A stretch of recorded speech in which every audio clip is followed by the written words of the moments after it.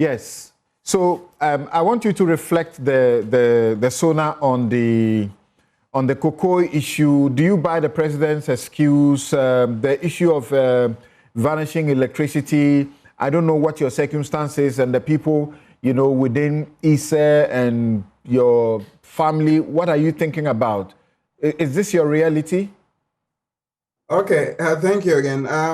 So let me just reflect first of all on the conversation about the macro and the macro and the micro. That's important, and I think that it's important to maintain that this macro economic stability is important. Now, if you take inflation, I've heard people talk about. I mean, this has real impact on lives, right? Because if you have high inflation, as we know, it erodes your real wages. And if your real wages are eroded, then your purchasing power is gone, right? I was looking at my own, doing some analysis on my own income the other time, and I realized that my real wages had been falling over time and only recently began to rise a little bit. So that's important. That's an effect on individuals and households.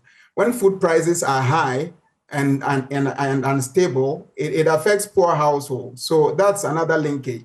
When inflation reduces, fuel prices go down, that should feed into food prices. It should feed into imported food. So that's real impact on households.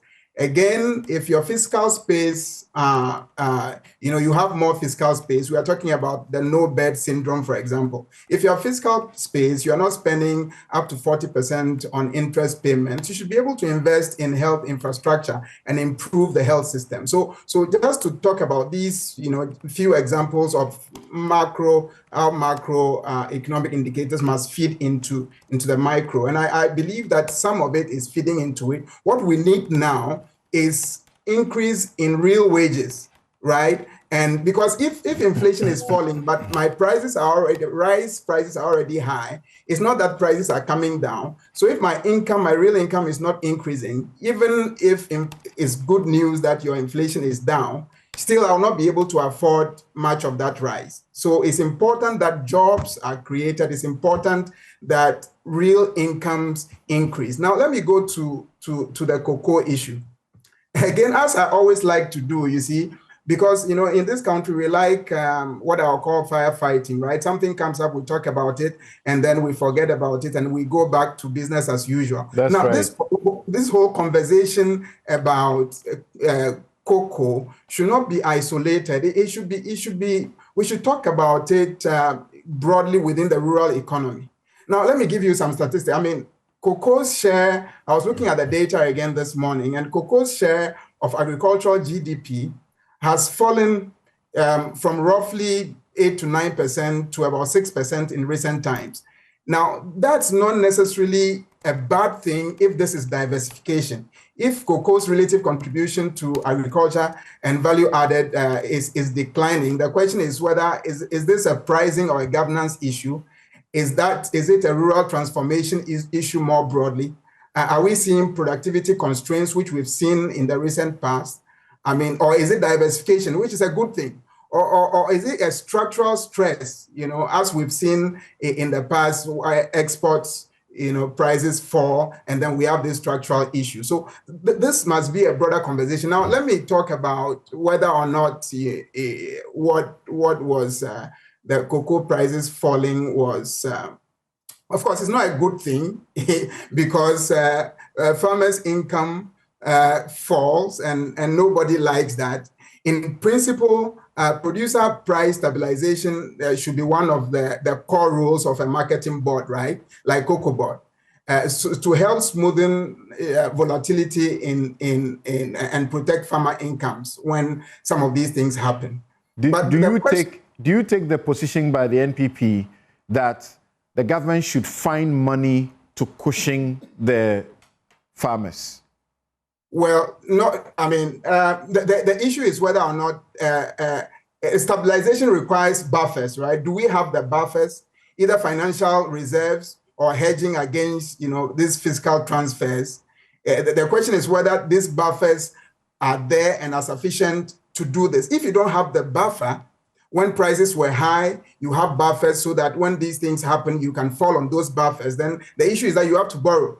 And I saw from the SONA and the 2026 budget, the constraints at the Cocoa Board, which are issues that have been created over the years of, the structure of Cocoa Board itself. So if you don't have buffers, which you should have as a board to stabilize the situation for farmers in these circumstances, then it's a hard question. I mean, going to borrow would then lead to the same thing I was talking about earlier. You are reducing your fiscal space and you can't invest, right? So it's about whether we did the right thing over time to create the kind of buffers that may be necessary to then secure farmers when the situation turns the way it did. If global prices fall sharply and Cocoa Board maintains high producer prices without adequate reserves, then the gap must be financed.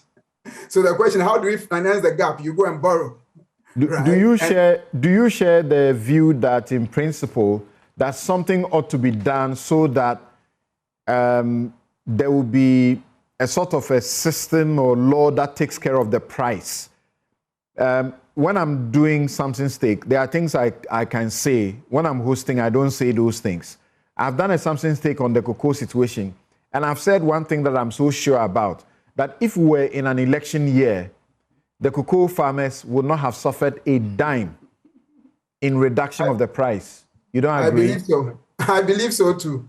I believe so too. And these are political economy issues, right? I mean, politicians don't take decisions based on positive economic principles alone.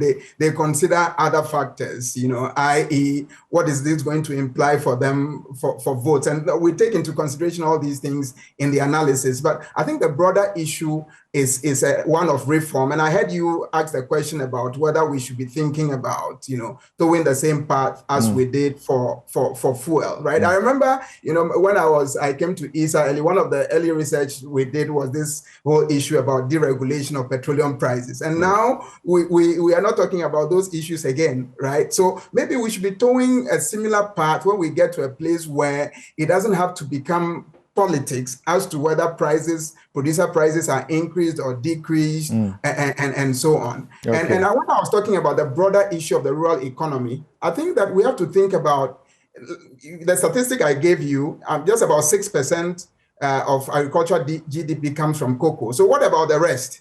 Right? I know we are interested in cocoa now because this is the issue we are discussing. Yeah. But we need to think about the whole agricultural value chain. But Doc, do you also think that what is happening in Ivory Coast deflates the arguments by the minority and the cocoa farmers who still protest? Because as we understand, it's not all cocoa farmers who are protesting. Yeah. So there are two things here. I mean, even if one cocoa farmer loses their income and livelihoods, we should be concerned, right?